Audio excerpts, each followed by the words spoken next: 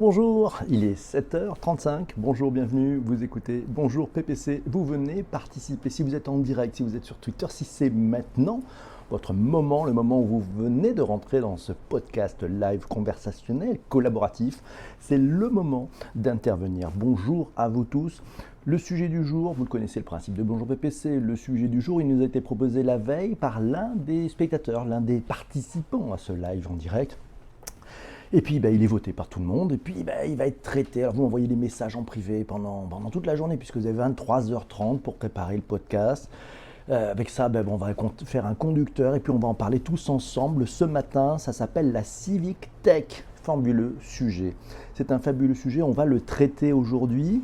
Mais avant, et on l'avait dit cette semaine, je vais lire un petit commentaire que vous m'avez laissé sur iTunes. Si vous écoutez ce podcast après, en rediffusion sur iTunes, sur Google Podcast ou sur Spotify. N'hésitez pas à mettre quelques étoiles et puis à mettre un petit commentaire pour nous dire ce que vous en pensez. Ces petits commentaires, c'est de l'ami Damien Douani, c'est plutôt sympa. Il appelle ça une dose d'intelligence collective au réveil. Damien nous dit « Je vous prescris une dose tous les matins à jeun ou au café, renouvelable dans la journée si le besoin s'en fait sentir, de l'intelligence collective bien calibrée et de qualité, menée par un PPC matinal et enjoué à consommer sans modération. » Merci, ça c'est sympa Damien, merci pour le commentaire sur iTunes, c'est sympathique. Alors, le sujet du jour, ça s'appelle la Civic Tech. La Civic Tech, c'est la technologie pour améliorer les liens entre les citoyens et les gouvernements. Ouais, ça, c'est bigrement d'actualité par rapport aux événements qu'on peut avoir en France. Avant de démarrer le sujet, comme toujours, je souhaitais remercier les premiers, ceux qui sont là. Je vois Massio, je vois Ben, je vois Jean-François, je vois Quentin, je vois Chris, Chénard, Virginie, Ben, Enzo-Guel. Bonjour, bonsoir. CBG est là, bonjour à tous. Corinne aussi. Oh, mais si vous êtes venus nombreux. Voilà, moi je scope pas, je fais un Twitter live. Voilà. Alors, Wikipédia et mon avis, de quoi parlons-nous? Et mon ami, de quoi parlons-nous avec la Civic Tech? La Civic Tech, c'est l'abréviation de Civic Technology ou la technologie civique. Ça représente l'ensemble des procédés, des outils, des technologies qui permettent d'améliorer le système politique. Et oui, alors, tiens, petite citation. On est allé faire un tour de l'autre côté. Bonjour Vincent, salut, hello, hello. De l'autre côté de l'Atlantique, on est allé à Austin, Texas. C'est le maire d'Austin, au Texas, il s'appelle Steve Adler. Il a dit, alors que notre espace politique, notre terrain politique est en train de changer et a changé durant la dernière année, avec l'accélération des opportunités technologiques, une chose qu'il reste vraie, c'est le potentiel de l'industrie technologique et de la cité, de la ville, à faire des partenariats pour créer des résultats positifs qui vont servir aux citoyens. Pas mal. Alors, Civic Tech, tout de suite, on va se remémorer ce qu'on s'était dit tous ensemble quand on avait fait ce podcast live sur la GovTech. Et oui, on en avait parlé. Il ne faut pas confondre, merci CBG, il ne faut pas confondre la Civic Tech et la GovTech. Et oui, parce que la Civic Tech, c'est défini comme des technologies à l'initiative de la société civile et des associations indépendantes, et des associations indépendantes des pouvoirs. Oui, alors d'ailleurs, vous pouvez trouver ça sur publics.gov, publics.gov. Je mettrai les liens de tous les liens dont on parle, je vais les mettre effectivement dans les notes d'épisode sur le podcast. Alors que la GovTech, qu'est-ce que c'est? Ce sont des dispositifs de démocratie participative qui sont lancés par les pouvoirs publics eux-mêmes. Donc là, le Civic Tech, c'est pas du tout ça. Et puis après, il y a le troisième niveau, c'était Patrick qui nous avait expliqué ça. Il y a aussi la Poltech, c'est l'ensemble des outils technologiques qui accompagnent les partis et mouvements politiques dans leur campagne électorale. Nous sommes aujourd'hui en train de traiter et nous allons échanger tous ensemble sur le thème de la Civic Tech. La Civic Tech, c'est l'usage de la technologie dans le but de renforcer le lien démocratique entre les citoyens et le gouvernement. Ça englobe toutes les technos qui permettent d'accroître le pouvoir des citoyens sur la vie politique ou de rendre le gouvernement plus accessible, plus efficient, plus efficace. En 2014, il y a un rapport de la fondation Knight qui a classé les différents projets de la Civic Tech pour faire simple, en deux grandes catégories. L'ouverture du gouvernement d'un côté, l'ouverture des données et transparence de l'autre. Et oui, ça, vous savez, on va parler peut-être d'open data un peu aujourd'hui. Voilà. Et donc, en fait, si on a ça, c'est l'ouverture du gouvernement et la participation citoyenne, c'est les deux grandes familles. Dedans, ça classe plein de choses. C'est l'ouverture du gouvernement avec l'ouverture des données, la facilitation du processus de vote, la cartographie, les visualisations des données publiques, l'exploitation et l'utilisation des données publiques, la co-création des lois et décisions gouvernementales. Et puis, du côté participation citoyenne, on va avoir le développement de réseaux citoyens, l'engagement de communautés locales, le financement participatif, le partage des données citoyennes. Alors on s'aperçoit qu'il y a des acteurs du numérique et de l'économie collaborative qui, par leur engagement sur des domaines d'ordinaire administrés par les gouvernements, le transport, la gestion des catastrophes, ont pu être classés comme faisant partie du secteur des civic tech. Bon, en fait, leurs actions n'ayant généralement pas de portée directe sur le gouvernement, cette dénomination elle peut être utilisée de manière un peu inappropriée dans certains cas, mais ça, on va en reparler. Alors, peut-être la définition de la civic tech. En fait, c'est très simple. Ce sont les relations citoyennes dans l'espace public entre les personnes, les communautés, les villes, les gouvernements et les États. Merci à vous tous qui avez déjà retweeté. C'est vrai que c'est sympa, n'hésitez pas à faire des partages. Merci pour ce retweet. Merci à 4 lettres pour le chouette retweet. N'hésitez pas, si vous ne l'avez pas encore fait, c'est maintenant, ça se prépare. C'est un truc qui est possible, hein. Vous pouvez le faire, vous appuyez sur le petit bouton, là, vous savez le petit bouton qui permet de retweeter, ou si vous êtes sur Periscope, vous pouvez aussi retweeter, ou partager, voilà, sur Periscope en appuyant sur les 3 petits points. Merci Quentin Chénard, il vient de retweeter aussi. Alors, c'est Dream Big and Large qui dit si ces actions pouvaient avoir un impact sur le gouvernement. Hey, c'est possible, tu sais, il faut y croire. Je pense qu'il y a des sujets. Alors, on nous parle effectivement, je regarde un peu les notes là, ceux qui arrivent. Corinne qui nous dit l'Estonie, c'est un modèle qui place le citoyen au cœur via Violaine Champetier. Et oui, vous pouvez suivre ce compte, Violaine Champetier. La novlangue quand même nous dit Ben, c'est la novlangue des maires. Oui, c'est peut-être en citant le maire d'Austin. Je vais peut-être rentrer dans un peu de novlangue. Bonjour Dom Doom, bonjour la Thaïlande, bonjour à tous ceux que j'ai pas vus, bonjour Tonia, bienvenue ici. Bonjour Michel, merci pour tes cœurs. On va pas changer les couleurs, tiens. Alors, imaginez en Estonie, nous dit Corinne, le gouvernement n'a pas le droit de demander 2 fois le même doc à une ou un citoyen. Ah oui, c'est pas mal ça. Voilà la bonne idée. Voilà la bonne idée. On espère que la société civile devrait être plus impliquée. Oui, c'est bien vu. Dream and Live Large. Yeah, c'est pas mal comme pseudo, merci d'être là. Alors, les gilets jaunes, vous savez, alors c'est sûr que les gilets jaunes, ça remet plus que jamais en cause la notion de démocratie et de participation du peuple à la vie publique, au destin de la nation. Ça tombe bien, les civic tech ont le vent en poupe et nombreuses sont les solutions qui permettent de faire entendre sa voix et de mesurer la colère qui monte et l'insurrection qui gronde. On parlera peut-être des technologies utilisées aujourd'hui.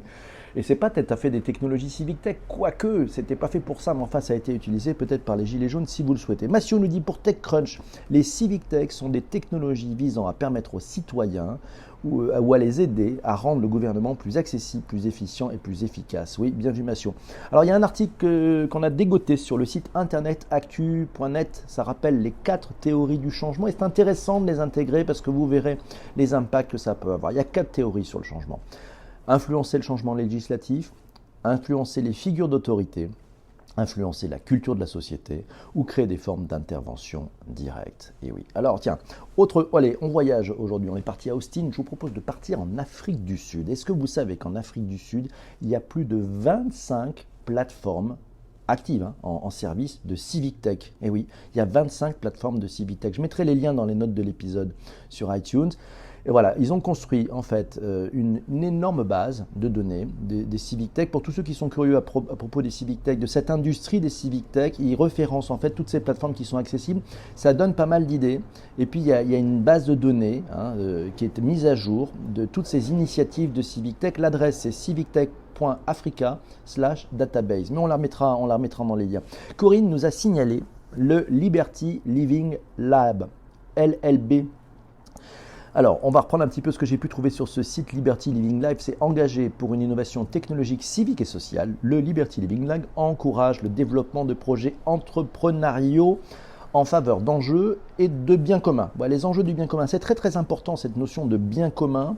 Et vous le verrez, quand on parlera tout à l'heure d'open data, le fait que les collectivités mettent à disposition des citoyens ou remettent à disposition des citoyens des données qui sont publiques, mais dans des formats qui sont exploitables, utilisables, faciles d'accès. C'est aussi une remise dans le bien commun des données qui appartiennent effectivement à la société. Le Liberty Living Lab, on revient dessus. Alors c'est vrai que c'est un espace qui fait 2000 m², c'est au cœur de Paris, c'est organisé et animé par un collectif de 200 résidents, on appelle ça des résidents, alors c'est des Français et des personnes qui viennent un peu d'autres pays, donc c'est français et international. Ce sont des personnes qui ont des profils pluridisciplinaires, vous trouvez des startups tech plutôt d'intérêt général, des équipes de grandes entreprises, et oui, il y a des labs d'innovation, et il y a aussi des intrapreneurs, vous savez, ces entrepreneurs salariés par leur entreprise qui sont des intrapreneurs. On en parlera peut-être sur un sujet dans Bonjour PPC, l'intrapreneuriat, et pourquoi pas l'intrapreneuriat au féminin, ce serait intéressant. Il y a des chercheurs, il y a des designers et il y a des missions de service public. Enfin, tous ces individus, ça conjugue de l'entrepreneuriat, de la tech, du design sur des grands enjeux de société finalement. Ces enjeux de société, c'est l'éducation, c'est la transformation des territoires, c'est le futur du travail, c'est la transition énergétique, c'est aussi la santé, la culture et bien entendu la démocratie. Le lien, si ça vous intéresse d'aller en savoir plus, c'est liberté.paris. P-A-R-I-S. Voilà, donc je mettrai aussi le lien dans la note d'épisode. Corinne nous dit, ce lieu est dingue. Si vous avez l'occasion d'aller le voir, visiblement, elle nous dit que l'énergie pour le bien commun y est extrêmement sensible. Merci pour Corinne pour ce témoignage et bonjour à Olivier qui vient de nous rejoindre. Corinne nous dit, allez faire un tour sur le Liberty Living Labs où les Civic Tech créent le monde de demain. Ouais, on va aller voir ça, ça a l'air passionnant. Merci Corinne. Mathieu nous dit, la Civic Tech peut-elle sauver la démocratie? Vous savez, les civic tech, ça prend de l'ampleur aux États-Unis, particulièrement aux États-Unis, mais on a vu aussi en Afrique du Sud, comment ces technologies redonnent-elles le pouvoir aux citoyens. Et il y a une étude qui est sortie, je la mettrai, c'est une étude qui vient de l'atelier BNP Paribas, elle date de 2017. Voilà, et ça permet de voir dans l'étude comment finalement ces civic tech facilite l'engagement et contribue à améliorer la démocratie. Et oui, c'est important. Mathieu nous dit, l'Estonie, c'est un acteur de premier ordre dans la civic tech. Poltech avec la technologie blockchain. On va rester focus, il a raison, merci Patrick. On va rester focus sur Civic Tech. Olivier nous dit Civic Tech, c'est les startups qui s'intéressent à la politique, mais au bon sens du terme, c'est-à-dire à la relation entre le citoyen et les gouvernants. Voilà, l'idée c'est d'aussi améliorer la société. Ça s'appelle, pas mal résumé Olivier, le citoyen augmenté. Pas mal, c'est bon. Alors, on est parti parce qu'il y en a qui viennent faire un petit peu leur publicité. C'est pas la peine.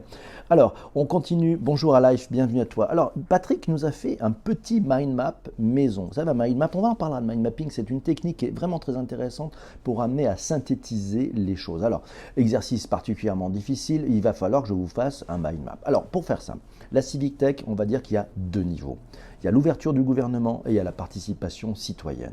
On va prendre le premier niveau, l'ouverture du gouvernement. Alors, Patrick nous dit, c'est l'ouverture des données et de transparence, c'est la co-création des lois et des décisions gouvernementales, c'est aussi l'exploitation et l'utilisation des données publiques, ce sont la cartographie et la visualisation de ces données publiques et c'est la facilitation du process de vote. Donc ça, on a fait, ok, l'ouverture du gouvernement. Je vous avais dit Civic Tech, c'est ouverture du gouvernement, participation citoyenne. Sur la participation citoyenne, ça recouvre plusieurs aspects, ça recouvre le développement de réseaux citoyens, ça recouvre l'engagement de communautés locales, ça regroupe le partage des données citoyennes et ça regroupe enfin ce que l'on appelle le financement participatif. Voilà, c'est très clair. Merci Patrick d'avoir envoyé par message privé ce petit mind mapping maison qui synthétise plutôt bien effectivement les Civic Tech. Chénard nous dit, au final, les Civic Tech, c'est d'essayer de faire de l'argent sur les problèmes de représentation du citoyen. Ah ça, je ne sais pas. Qu'est-ce que vous en pensez? Pourquoi pas? N'hésitez pas. Nosdéputés.fr nous dit Ben. Merci Corinne pour ce retweet sur cette mention sur Twitter. Civic Tech, le sujet du jour du podcast de PPC. Alors, c'est Ben qui nous dit nosdéputés.fr, c'est pour suivre l'activité de son député. Et oui, il y a aussi des plateformes, et il a raison Ben, qui permettent d'avoir une meilleure visibilité sur ce que font les députés. Je vois que certains utilisent même pour mettre en open data leurs dépenses de fonctionnement, leurs frais de fonctionnement, leurs déplacements. Merci Live 660 pour ces petites couleurs. Voilà, donc en fait il y a des ouvertures, il y a des choses où il amène peut-être plus de transparence et peut-être aussi plus de sens, mais c'est aussi ça qu'on cherche. 4 lettres nous dit, l'Estonie a inventé la citoyenneté numérique, a ouverte à tous. Oiseau Web est plutôt d'accord avec Ben, il dit c'est bien fait effectivement nos députés, et oui nos députés, voilà c'est ça qui c'est important, c'est dingue, mais dès qu'on s'approche du politique on verse dans la langue de bois, c'est dommage, nous dit Ben, faisons simple. Oui, en fait tu sais, c'est amusant, c'est la façon dont les choses sont écrites en fait, et c'est très drôle, c'est-à-dire qu'en fait quand on s'amuse à lire ce que l'on peut trouver sur ces sites ou la façon dont c'est écrit, on s'aperçoit que c'est corporate, parce qu'en fait en vrai on parlerait jamais comme ça pour expliquer les choses, et c'est un peu empulé. Empouler une voix digitale pour une voix citoyenne impliquée. Oh Olivier, joli, ça c'est une punchline. Le Civic Tech, c'est une voix digitale pour une voix citoyenne impliquée. Bravo Olivier, tu es le roi de la punchline, c'est vrai. 4 lettres, donc c'est Corinne qui dit à 4 lettres, et le livre de Violaine Champetier en parle bien, de l'Estonie. Merci Corinne qui est de retour parmi nous. Bonjour, vous êtes à bord de Bonjour PPC, c'est votre rendez-vous quotidien, chaque jour de la semaine à 7h35. On se retrouve pour parler d'un sujet tech. Le principe, c'est vous qui proposez le sujet, c'est vous qui interagissez, c'est vous qui collaborez, c'est vous qui contribuez. C'est extrêmement participatif, c'est extrêmement collaboratif à plusieurs. L'idée, c'est de faire une veille sur ces opportunités technologiques, ces opportunités digitales, cette transformation digitale. Mais on la fait tous ensemble avec vos points de vue, vos expériences, votre regard, vos questionnements, vos interrogations, vos peurs peut-être. Il est 7h51, cher ami. Exceptionnellement, je vais faire une exception à la règle. On va continuer un peu plus longtemps ce podcast. Merci Ben, parce qu'effectivement à 7h51, normalement on choisit le sujet du lendemain. Mais bon, cette semaine j'avais une absence, c'était hier. J'étais dans un vol entre Paris et Nice. Je n'avais pas pu faire l'émission, donc j'ai décidé de vous en donner un petit peu plus. Et on va voir ces différents formats. On est en train de tester des choses. C'est Quentin qui nous a signalé une application qui s'appelle Fluicity. C'est une application pour renouer le dialogue entre les citoyens et les maires primés. Et ça a été primé par le MIT. Fluicity, cette plateforme vise à mettre en application la démocratie participative à l'échelle locale. Elle va permettre aux maires et aux citoyens de dialoguer ensemble instantanément sur les sujets qui les concernent. Voilà, il a trouvé ça sur le site qui s'appelle wedemain.fr, demain.fr. Je vous mettrai le lien aussi dans l'épisode du partage. Merci Olivier d'être passé, merci pour ces punchlines formidables. Voilà, peut-être double dose de PPC aujourd'hui, nous dit Ben, on ne sait jamais. Nos politiques manquent de culture tech. Oh oui, il a raison Massio, il y avait une statistique sur les députés et leur électronisme pour la plupart sur ces aspects de technologie, surtout sur le sens de ne pas savoir les utiliser.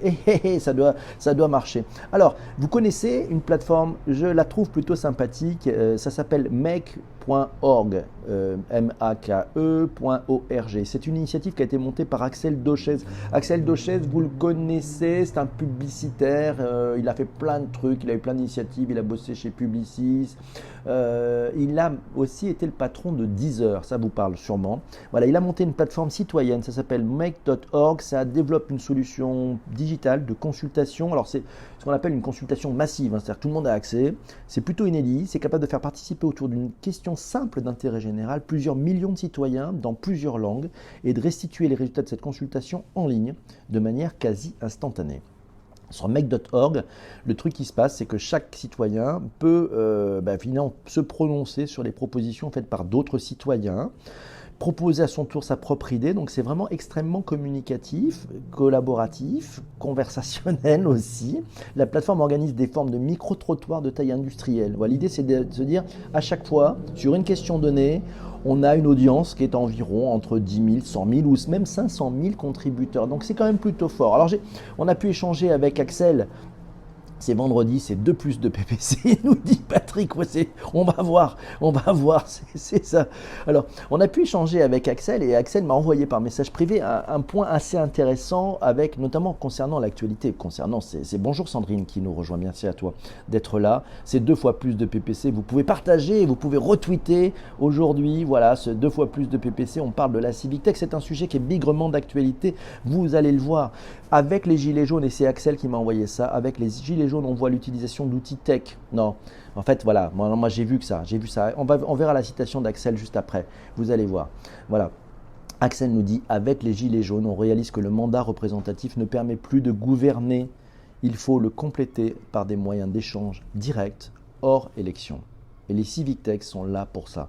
C'est pas mal résumé en fait, c'est ce sujet-là. On a des outils à disposition, nous devons les utiliser. Donc bravo, je vais reciter ce qu'a dit Axel Dochez. Avec les Gilets jaunes, on réalise que le mandat représentatif ne permet plus de gouverner. Il faut le compléter par des moyens d'échange directs hors élection. Les civic tech sont là pour ça. Et sans faire de politique, c'est peut-être ça. On a peut-être perdu le lien. Et c'est peut-être ceci qu'il faut redonner. C'est une sorte de démocratie plus directe, une démocratie peut-être plus participative, peut-être plus transparente. Voilà, c'est aussi ça. Voilà, peut-être plus régulière aussi dans la façon dont on peut s'exprimer. Tous ces nouveaux outils sont peut-être une voie. Qui vont nous permettre de sortir et d'inventer peut-être une démocratie, quelque chose 0.0, quelque chose peut-être plus dynamique avec plus de technologie. Parce que finalement, si on reprend un peu ce sujet des Gilets jaunes, on voit quoi?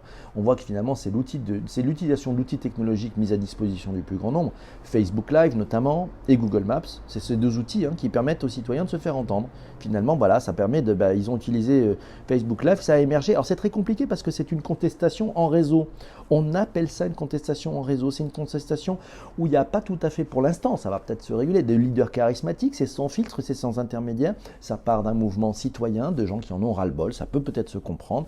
Après, il y a des manipulations qu'on opère, qu'on voit s'opérer. Mais au départ, c'est vraiment des outils. Voilà, Facebook Live, Google Maps, avec ces deux outils, ces deux technologies, on peut émerger, on peut essayer de fédérer des personnes ou pas, voilà, en disant on va se retrouver à tel endroit, ce carrefour-là, etc. Puis vous pouvez faire un énorme flop, vous avez peut-être une capacité d'engager des personnes qui vont penser un peu comme vous. Voilà, donc ça c'est très intéressant. C'est CBG qui nous dit: la démocratie est-elle esclave de la technologie? Je ne sais pas si c'est esclave de la technologie, pourquoi pas, peut-être qu'on pourrait l'être encore. Je pense que c'est aussi autre chose, on pourrait aussi prendre cette technologie pour nous aider, sans être esclave, mais se dire que c'est non, elle est à notre service, ce n'est qu'un outil cette technologie. Ben nous dit: communiquer via BFM, c'est has-been. Ouais, moi je suis plutôt pour boycotter BFM, parce qu'en fait, ils ne cessent de nous ressasser des images, créer une angoisse, sont en train d'allumer les braises encore un peu plus, et c'est pas très intéressant. En fait, donc là, ils prêchent pour leur propre paroisse, ils cherchent leurs audiences, et c'est un peu scandaleux. On devrait globalement leur demander d'arrêter toutes ces bêtises. C'est pas ça qui va donner des solutions, bien au contraire. Alors, Stop Migrant dit: ceci ne va rien donner de bon demain. Ouais, c'est bien possible. Bonjour à tous, bonjour Sandrine, bonjour Virginie qui nous rejoint. C'est la démocratie directe, nous dit Ben. Oui, démocratie. Yann nous dit: demain, la e-manif avec des hologrammes, il y a moins de risques. Très probablement, faites attention demain. Méfiez-vous quand même, ça risque d'être vraiment difficile. PPC qui parlerait de sujets d'intérêt général et liés à la vie démocratique serait dans la civic tech. Ça, c'est Imanao qui dit ça. PPC qui parlerait de sujets d'intérêt général et liés à la vie démocratique serait dans les civic tech. On pourrait faire ça. Go, petit-déj pour live. Bon petit-déj, bonne journée. Merci pour les lives au top. Merci à toi, bonne journée à tous. Alors, ouais, la techno esclave de la démocratie, tu penses sérieusement à ça, Ben? Je ne suis pas certain qu'on soit... Voilà. Alors, Humanao nous dit: ça serait quand même bien utile, toutes ces technologies, pour nuancer les points de vue. Et oui. Alors, Ben nous dit: il existe de très bons essais de psy social sur BFM. Si tu as les adresses, je suis preneur. Oui, alors Ben nous dit: si vous allez en hologramme, il y aura peut-être des lacrymos hologrammes. Voilà, donc faites attention quand même demain, n'hésitez pas voilà, je ne sais pas, vous pouvez manifester, mais faites quand même gaffe à vous, ça risque d'être assez dangereux. C'est peut-être pas la peine de prendre d'énormes risques. Voilà, donc Chris nous a rejoint. Alors, comment ça va les amis? Eh bien, on est bien là. Quelle heure est-il? Il est exactement... il est quelle heure? Je ne sais pas moi quelle heure. Il est 7h59. Ah ouais, on est un peu à la bourre, c'est vrai. On avait un petit peu de temps. Alors, ça vous inspire quoi cette Civic Tech? Est-ce que vous avez pu tester des éléments, des plateformes, voilà. Qu'est-ce que vous avez? Ça vous inspire quoi? Est-ce que vous dites oui, il faut vraiment qu'on accélère sur ces plateformes et il faut que effectivement on se trouve avec plus de conversations? Vous dites tiens, il y a d'autres opportunités, ou au contraire non, c'est pas forcément une bonne idée. Voilà, n'hésitez pas à commenter effectivement ces différents éléments.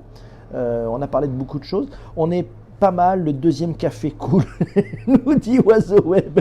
Eh bien, c'est bien. Alors, Ben nous dit la Civic Tech, ça donne du sens à l'engagement citoyen. Ouais, et puis ça donne du sens, ça donne, je pense, de la visibilité, ça met aussi en perspective. On parlait tout à l'heure de make.org. Moi, je trouve ça pas mal, se dire qu'il y a cette masse de contributions qui sont positives sur des micro-trottoirs de taille industrielle. C'est vachement intéressant ce concept-là. Voilà, les actions, Ben nous dit, avec la Civic Tech, les actions du gouvernement deviennent palpables. Est-ce que vous avez fait, tiens, tu as raison, on va parler d'un volet qui est sur la Civic Tech, qui est l'Open Data. L'Open Data, c'est très Civic Tech, vous savez, ça a fêté ses 10 ans cette année. en 2008, c'est quelque chose qui date donc de 2008, 10 ans, ce sont d'abord les collectivités locales et territoriales qui ont été amenées plutôt d'une façon un peu réglementaire à mettre en avant et à mettre en place ces outils qui permettent de redonner et de remettre à disposition du grand public la donnée publique pour le bien commun. Eh bien, on s'aperçoit qu'on a plein de choses. Allez voir le site de la mairie de Paris, c'est assez intéressant quand même. On voit en open data l'évolution de tous les engagements de Madame le maire. Et donc ça c'est plutôt très ouvert, très transparent. Donc c'est tous les engagements qui avaient été donnés au début de mandature. Et en open data, on voit exactement où on en est. Donc les chiffres sont là, les statistiques sont là et le reste à faire est aussi présent. Très intéressant. Et on a terriblement besoin de tout ça. Ouais, voilà. Donc celui de la DAR. Alors DARES, je ne sais pas ce que c'est la DAR. Ben, si tu peux me le préciser.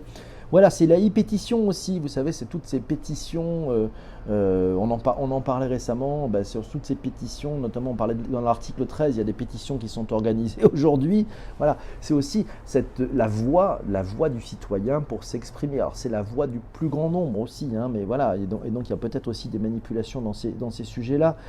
Mais cette transparence, cette clarté, je pense qu'on en a besoin parce qu'elle nous permet de voir le sens et puis de ne pas avoir, dans ce monde où nous doutons beaucoup de tout ce qui peut être fait, d'avoir finalement des moyens et des forces de vérification, on en est où, et qu'on ne nous raconte pas des idées, voilà, qu'on ne nous raconte pas des histoires. La blockchain, et je sais que Patrick qui est présent ici sera content, la blockchain pourrait aussi nous aider. Bonjour, Kivari nous a rejoint, c'est Dares, pardon, les chiffres du chômage et autres, ok, c'est Dares, merci Ben. C'était plus précis. Peut-être qu'on mettra le lien si on l'a.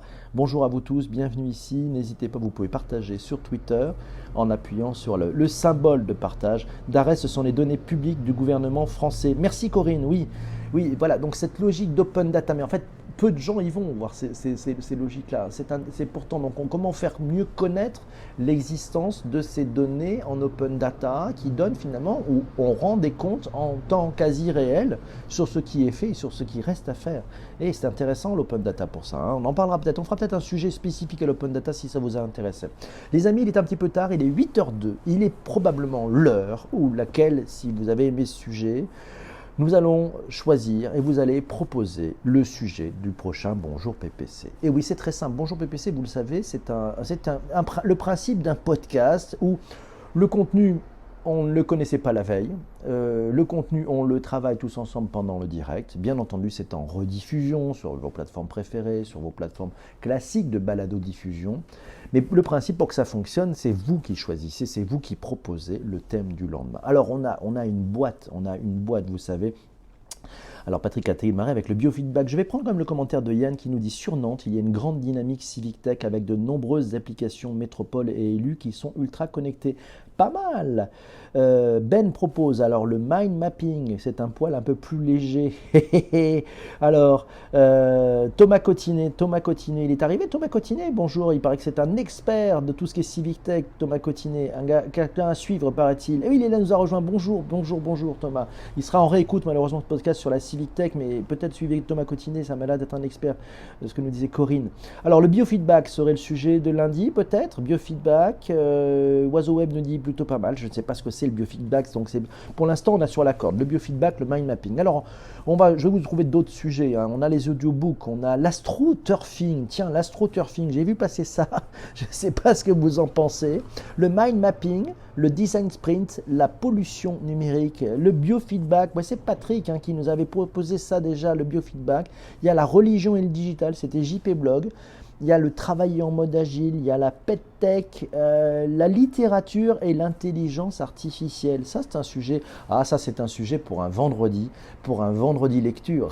Je pense que on pourrait peut-être le garder pour un vendredi lecture. Humanao nous soulève le biofeedback. Et oui, c'est une bonne idée, nous dit Yann. Yann, le biofeedback, Humanao, biofeedback, Oiseau Web, le biofeedback. Je pense, on va être très honnête, pour l'instant, c'est Patrick qui tient largement la corde.